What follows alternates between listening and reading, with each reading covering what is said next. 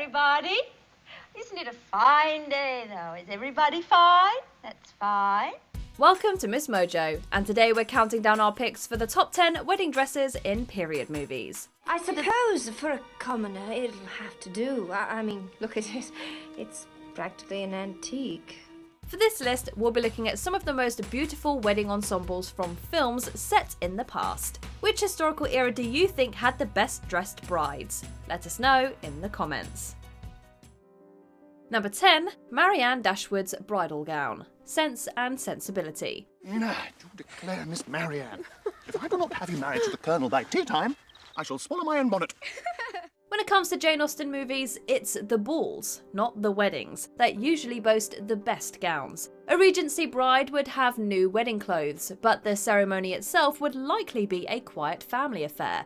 The white wedding dress wasn't even a necessity. However, in the 1995 movie Sense and Sensibility, Kate Winslet does get a gorgeous wedding trousseau.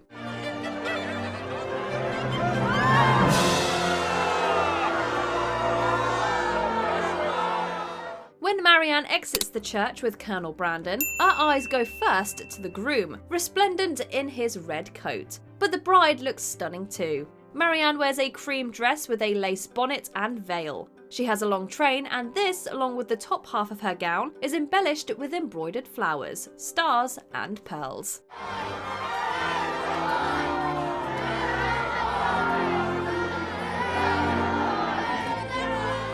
Number 9, Joe Stockton's dress. Funny face. Audrey Hepburn would look beautiful in a potato sack, but throughout her career she wore some of the prettiest dresses ever to grace our screen. Thank you. Welcome. Dress. Yeah, bag. There, two. From her iconic breakfast at Tiffany's ensemble to her entire wardrobe in Sabrina, she showcased clothes from some of the world's best-known designers. Givenchy loved to work with Hepburn and designed the dress her character wears for a wedding photo shoot in Funny Face. The happiest day of your life. Bells are ringing, flowers blooming, angels singing. The fashion-forward gown has a boat neck and a ballerina skirt, perfect for dancing in. The tight bodice is balanced out by layers of tulle, emphasising the actress's petite figure. It's a fun, youthful dress that kick-started the 50s trend for shorter wedding gowns.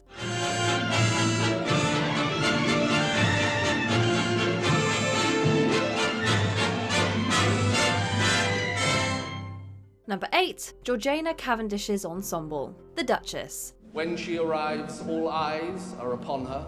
When absent, she is the subject of universal conversation. And what we see her wearing tonight, I look forward to seeing the rest of you wearing tomorrow.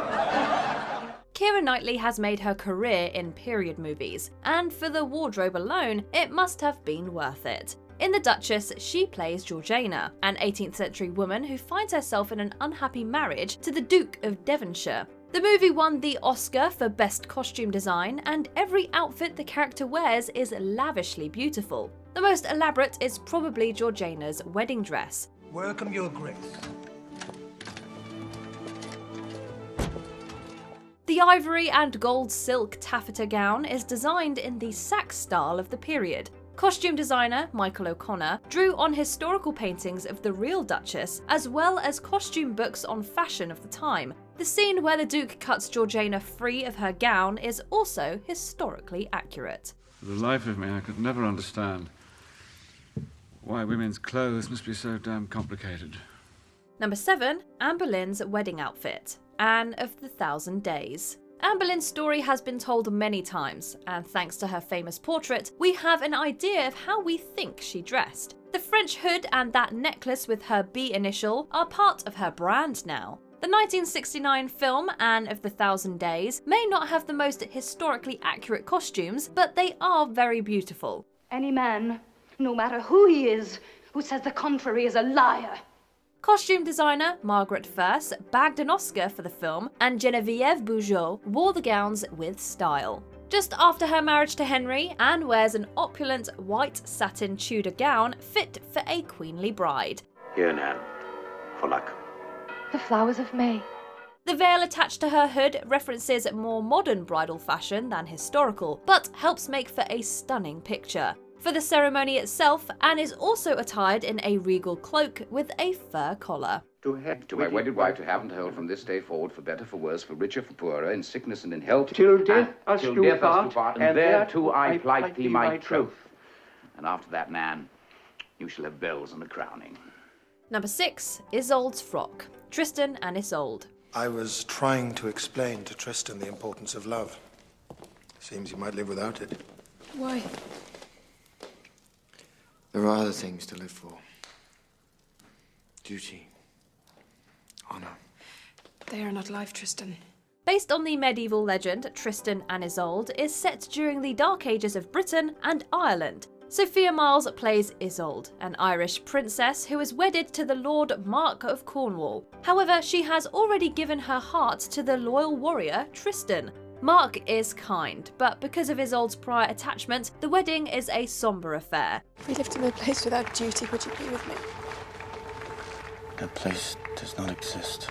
Still, it's hard to ignore how beautiful her dress is. Maurizio Milanotti's design incorporates Celtic and Roman influences with a long trailing veil and sleeves, hand-stitched golden embroidery, and an elaborate headdress. Isolde sails into the ceremony on a candle-lit boat. Her ethereal ensemble lends itself to the mystical atmosphere of her arrival.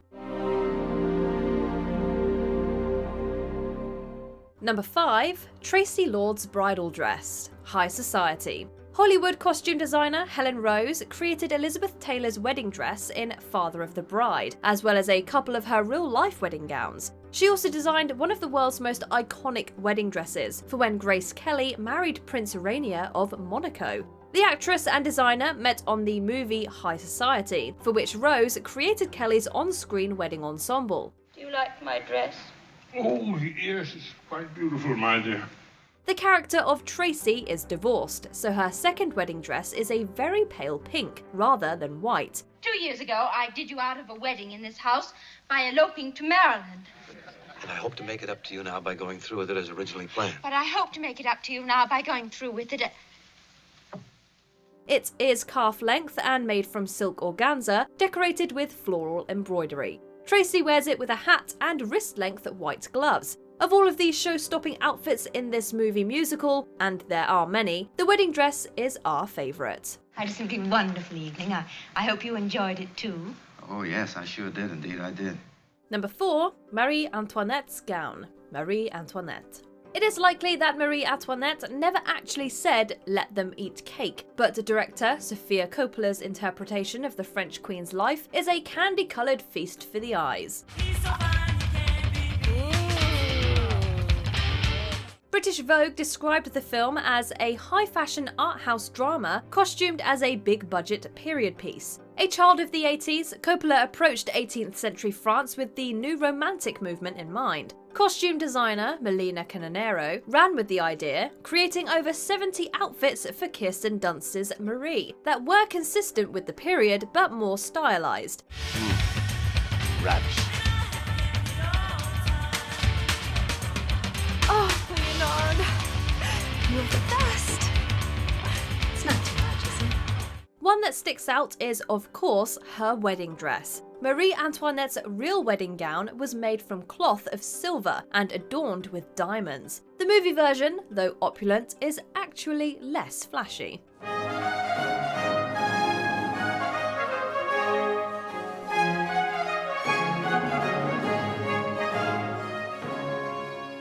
Number 3, Maria's attire, The Sound of Music. When the future Mrs. Von Trapp entered the Abbey, all her worldly clothes were given to the poor. What about this one? Well, the poor didn't want this one.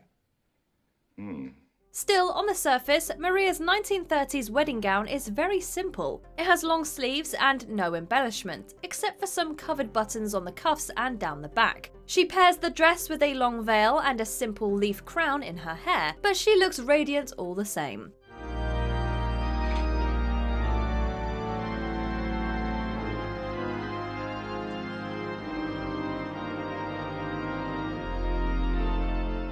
With her long train, Maria appears to float up the aisle, the white satin material almost glowing in the low light. Despite the simplicity of this dress, it holds its own in the grand surroundings.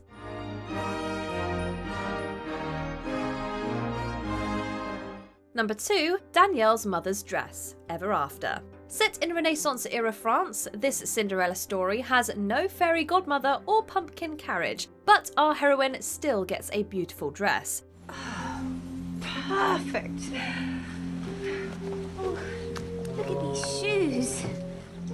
Oh, where did you get these? Danielle's gown for the masquerade ball was passed down from her mother, intended as a trousseau for her wedding. It is intricately beaded and comes with a pair of glass slippers. The wicked stepmother unearths the gown, intending it for her own daughter, but Danielle's fellow servants smuggle it back. I would rather die 1,000 deaths than to see my mother's dress on that spoiled, selfish cow! She attends the ball as a winged vision in white, completing the look with some 90s style face glitter. The night may not quite go as planned, but at least the dress gets its time in the spotlight. Danielle? Danielle! Before we unveil our top pick, here are a few honourable mentions. Emma's wedding garb, Emma. This Regency gown is simple and elegant. I do not profess to be an expert in the field of fashion, though my friends say I have quite the eye. But I can tell you, there is a shocking lack of satin. Jane's trousseau, Jane Eyre. It's nice to see Jane out of her governess grey.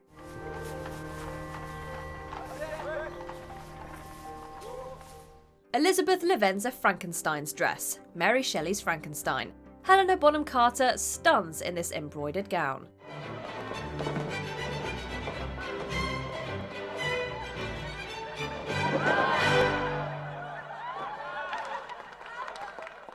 Mary Welland's ensemble, The Age of Innocence. A beautiful example of a second bustle-era wedding gown. It was the custom in old New York for brides to appear in their wedding dress during the first year or two of marriage. But May, since returning from Europe, had not worn her bridal satin until this evening. Before we continue, be sure to subscribe to our channel and ring the bell to get notified about our latest videos. You have the option to be notified for occasional videos or all of them. If you're on your phone, make sure you go into your settings and switch on notifications. Number 1, Queen Victoria's bridal gown, the Young Victoria. Queen Victoria's love for her consort, Prince Albert, is renowned, as is her influence on fashion during her reign. Her wedding dress, then, must have been something to behold. It's a great aesthetic decision, this, because Victoria is clad in pristine, virginal white. You know, there's nothing clean and white in London in 1840. That dress must really have burned itself onto the retina. Costume designer Sandy Powell turned to historical records and paintings when recreating the bridal gown for the Young Victoria. The real Victoria's dress broke the royal mould by keeping things relatively simple and elegant. If you look at previous royal brides' dresses traditionally, are very encrusted and glittering. The lack of embellishment of a metallic sort is really very striking. The version we see in the movie feels consistent with this. Emily Blunt's Victoria wears a low neckline, white gown with lace detailing, and a crown of flowers in her hair. We may only get a glimpse of this royal dress, but that's enough to make us fall in love. Now I am quite married. Do you agree with our picks? Check out this other recent clip from MsMojo. And be sure to subscribe and ring the bell to be notified about our latest videos.